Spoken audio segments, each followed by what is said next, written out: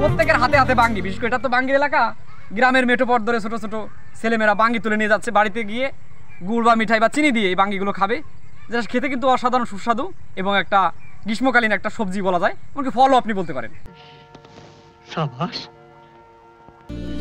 ভালো হয়েছে বন্ধুরা, কিন্তু বেকার করে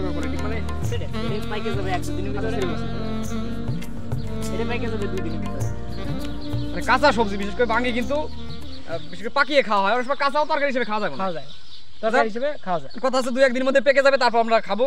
দেখতে পাচ্ছেন সুন্দর হয়েছে, কিন্তু এই যে খালু যেটা বললো যে জলবায়ু পরিবর্তনের ফলে সেই নাই, আবহাওয়া এক সময় শীত পড়তেছে, মানে গরমকালে এসে শীত পড়তেছে, আবার বৃষ্টি কোনো ঠিক ঠিকানা নাই, সেই হিসেবে এই দেখ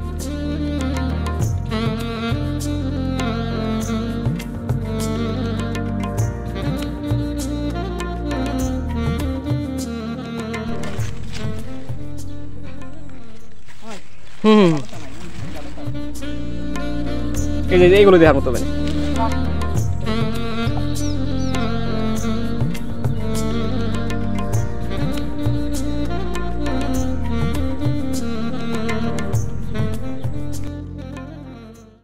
এই তাল গাছ আপনারা দেখতে পাচ্ছেন, বাবু পাখি বাসা বেঁধেছে, ওই যে মোটামুটি দেখা যাচ্ছে সুন্দর একটা পরিবেশে।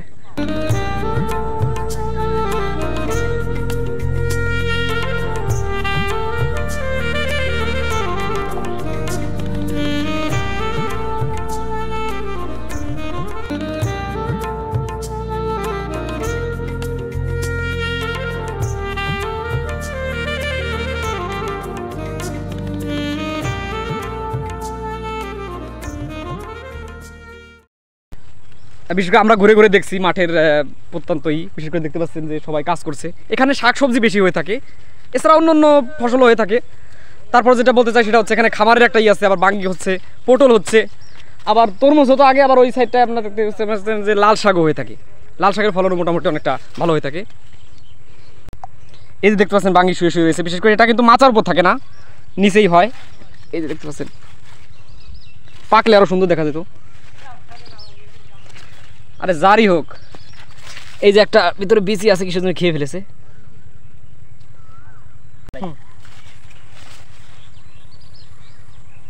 বন্ধুরা দেখতে পাচ্ছেন একটা বাঙ্গি, বিশেষ করে আমাদের এলাকায় বাঙ্গি হয় না, তাই আমি পাশের ইউনিয়নে এসেছি, সত্যি অসাধারণ। বিশেষ করে ফলন কম হয়েছে, এত বড় হওয়ার কথা, ফেটে যাওয়ার কথা, পাকার কথা, কিন্তু সেটা কিন্তু ঠিকমতো হচ্ছে না। ভিতর দিয়ে আমরা 4-5টা সংগ্রহ করেছি, এটা খাবো, খাওয়ার সময় দেখা যাক, রিভিউ দেওয়ার একটা চেষ্টা করবো। এই দেখেন খেলা, এটা হচ্ছে নাক, এটা হচ্ছে চোখ, আর এটা হচ্ছে বডি, মানে যে কুমড়ো পটাশ যাকে বলা হয়, সেই কুমড়ো পটাশ বাঙ্গি দেখতে পাচ্ছেন, মানে এটা হচ্ছে টেকনোলজি, মনে হচ্ছে ফোনের মতো মনে হয়। আরেকটা দিন দেখাই, এই যার একটা মানে খালুর বাঙ্গিও অসাধারণ সত্যি, মানে বৈচিত্র্যময় একটা কারুকাজের মতো দেখতে পাচ্ছেন, ওটার পিছনে চিকুন, এটার মাথা চিকুন, এটা হচ্ছে মাথা, এটা হচ্ছে পুরো বডি, মনে হচ্ছে কে যেন একটু এভাবে শুয়ে রয়েছে, ইন্টারেস্টিং। এবার আবুলের সাথে কথা হবে, দেখি সেরো এটা সেরো, এটা তো পাশা হয়, এটা বাড়ি নিয়ে যাস নাকি? বাড়ি নিয়ে চলে যাবে। দেখি ভাইয়ের সাথে কথা বলি। আসসালামু আলাইকুম। ওয়ালাইকুম আসসালাম। মূলত এই যে হচ্ছে আমার খালাতো ভাই, এদের ক্ষেত। এখন কথা হচ্ছে আগের বছরের থেকে এই বছর ফলন অনেক কম না? কম বলতে প্রায় অর্ধেক। দেখ আট উঁচু করে ধরো যাতে ভালোভাবে দেখা যায়। হ্যাঁ, বাঙ্গির এলো সিয়ারা, এই হলো পাশা, আর এই হলো মুখ। হ্যাঁ, এই হলো বাঙ্গির ওই দ্বীপ। তোমরা তবে বেচা কেনা করো, দাম কেমন করে কি যায় তাই একটু বলো।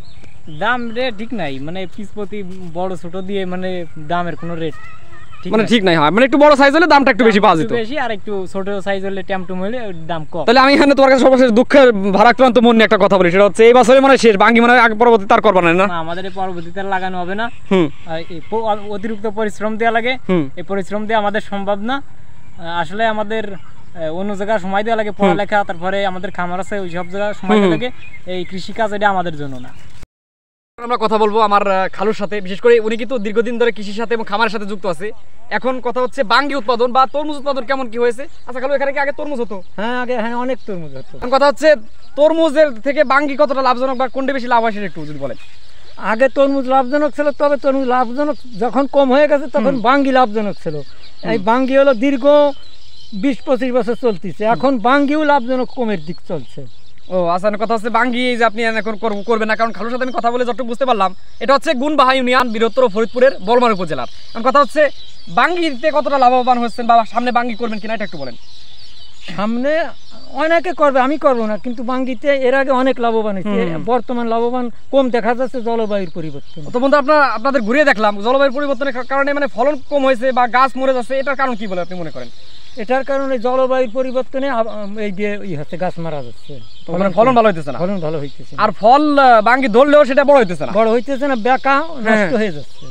ও আর এর পাশাপাশি আপনি পটল করেছেন কিনা বা পটল কেমন হয়? হ্যাঁ, পটল মোটামুটি পটল ভালো হয়। বন্ধুরা বিষয়টা আসলে খুবই দুঃখজনক। কথা হচ্ছে বাঙ্গির ফলন তো আপনারা দেখতে পারলেন। খালুই যে বললো যে ক্লাইমেট চেঞ্জ বা জলবায়ু পরিবর্তনের কারণে অবস্থা কিরাসিন, এই যে ফলন ভালো হয় না, ওই বেশি বৃষ্টি হয়, গরম বেশি পড়ে, ঠিক আছে, সে আবহাওয়ার তারতম্য ঠিক নেই। যাই হোক, তোমরা অন্য ফসল বিশেষ করে এখানে সম্ভবত ভুট্টা করা হবে, এটাই আমার স্মৃতি রইল। এলাকায়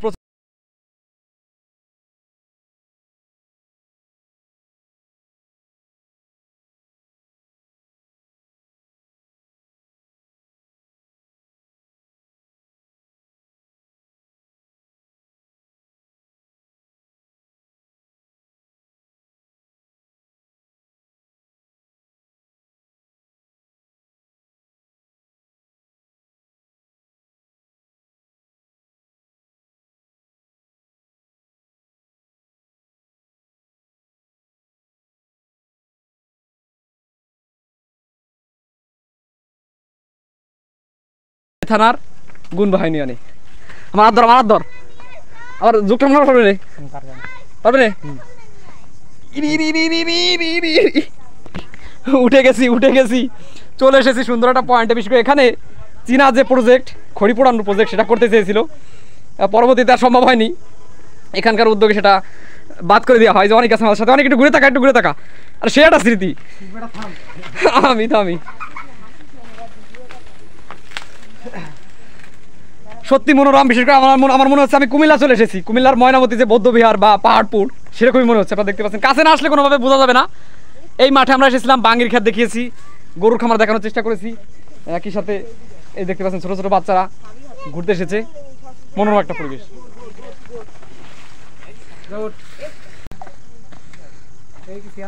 ওরে রে বললো যখন অভ্যাস আছে।